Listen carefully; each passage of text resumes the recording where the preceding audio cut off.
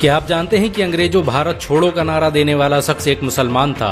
मुंबई में पैदा होने वाले यूसुफ मेहर अली ने ही 1942 में सबसे पहले इस नारे का प्रयोग किया। साइमन गो बैक का नारा भी यूसुफ मेहर अली ने दिया था।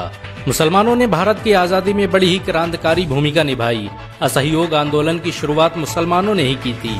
1920 में खिलाफत आंदोलन के दौरान मोहम्मद अली जौहर और मौलाना अबुल कलाम आजाद ने सबसे पहले अंग्रेजी प्रोडक्ट का बहिष्कार करने की रणनीति बनाई, जिसके बाद ये आंदोलन पूरे देश में फैल गया। असहयोग आंदोलन में मुसलमानों ने बढ़ चढ़कर हिस्सा लिया। भारत के सबसे बड़े शुगर व्यापारी हाजी सबू सिद्दीक ने अपनी शुगर फैक्ट्री पूरी तरह से बंद कर दी।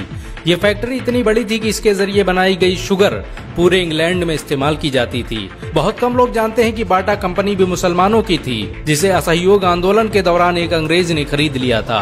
आपको ये जानकर शायद हैरानी हो कि भगत सिंह का केस लड़ने वाला शख्स भी एक मुसलमान था। बैरिस्टर आसिफ अली ने भगत सिंह का केस तब लड़ा जब कोई भी भगत सिंह का साथ देने को तैयार नहीं था। इंकलाब जिंदाबाद का नारा देने वाले हजरत मोहानी भी एक मुसलमान थे। उन्होंने ही भारत की आजादी की रूपरेखा तैयार की थी। इतिहासकारों के मुताबिक 1857 में होने वाले विद्रोह में 50,000 उलमाओं को फांसी दी गई और लाखों मुसलमान सरेआम कत्ल कर दिए गए। 1857 में दिल्ली से लेकर कलकत्ता की रोड पर ऐसा कोई पेड़ नहीं था जिस पर मुस्लिम उलमाओं की लाशें न टंगी हो।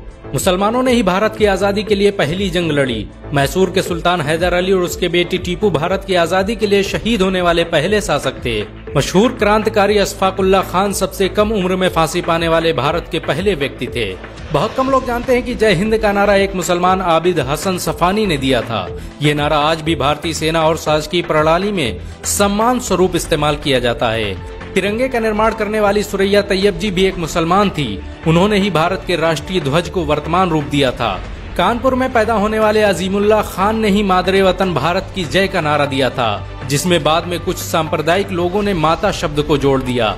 आपको ये जानकर शायद हैरानी हो कि भारत का पहला राष्ट्रीय गीत अजीमुल्लाह खान ने ही लिखा था।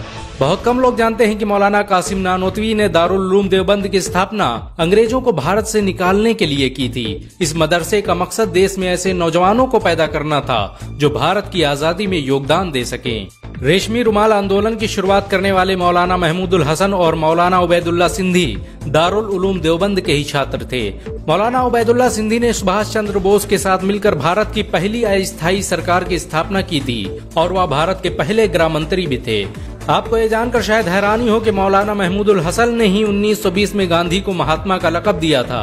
उनका ये नाम इतना मशहूर हुआ कि पूरी दुनिया में गांधी महात्मा गांधी के नाम से जाने जाने लगे। महमूदुल हसन ने ही हकीम अजमल खान के साथ मिलकर 1920 में जामिया मिलिया इस्लामिया यूनिवर्सिटी की स्थापना की थी, ताकि भारतीय शिक्षा तंत्र को अंग्रेजों के चंगुल से आजाद करवाया जा सके। आपको ये जानकर शायद हैरानी हो कि काला पानी जैसी दर्दनाक सजाओं को पाने वाले 90% से अधिक लोग मुसलमान थे। अंडमान निकोबार में आज भी सबसे ज्यादा कब्रें मुसलमानों की हैं।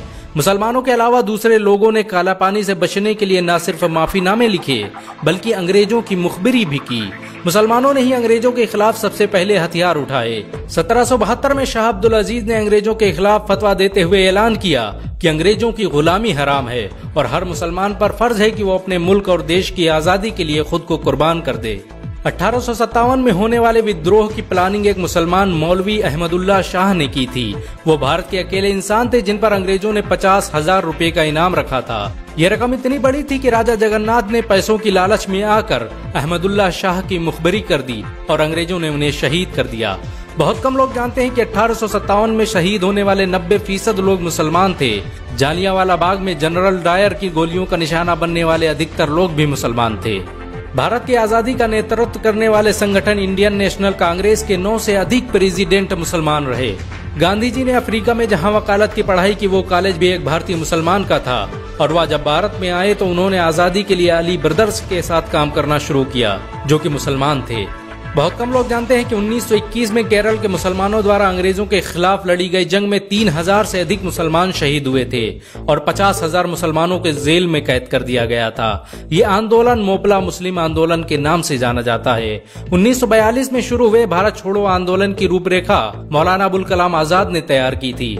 संविधान निर्माता डॉक्टर भीमराव अम्बेडकर को पहचान दिलाने में मुसलमानों का बड़ा योगदान रहा है। 1946 में जब भीमराव अम्बेडकर दलित होने की वजह से इलेक्शन हार गए तो बंगाल मुस्लिम लीग ने उन्हें मुस्लिम इलाके से इलेक्शन लड़ने की दावत दी। इस तरह भीमराव अम्बेडकर संविधान सभा का हिस्सा बन सके। अगर मुसलमान भीमराव अंबेडकर को इलेक्शन न जिताते तो उन्हें कभी भारत के संविधान को लिखने का मौका न मिलता। भारत की आजादी के लिए सबसे ज्यादा लेख, शायरी, गीत और किताबें मुसलमानों ने ही लिखी। अल्लामा इकबाल के जरिए लिखा गया सारे जहां से अच्छा आज पूरे भारत में गाया जाता है। आपको ये जानकर शायद हैरानी होगी कि देश के लिए शहीद होने वाला पहला पत्रकार मौलाना मीर बाकर एक मुसलमान था। भारत की आजादी के लिए मुस्लिम राजाओं और महाराजाओं ने अपने खजाने खोल दिए। कोलकाता के हाजी उस्मान सईद ने अपना सब कुछ भारत की आजादी के लिए कुर्बान कर दिया। हाजी उस्मान की अमीरी का अंदाजा इसी बात से लगाया जा सकता है कि 1920 तक कोलकाता में बनने वाला हर स्कूल और हर बड़ी बिल्डिंग उन्हीं की थी। कोलकाता के पहले सुपर स्टोर कैश बाजार की बुनियाद हाजी सईद ने ही रखी थी, लेकिन बाद में उन्होंने अपनी सारी दौलत देश को दान कर दी और खुद एक किराए के घर में रहने लगे। अमीर हमजा और अब्दुल हबीब यूसुफ मरफानी जैसे मुसलमानों ने अपनी अरबों रुपये की संपत्ति देश की आजादी के लिए कुर्बान कर दी।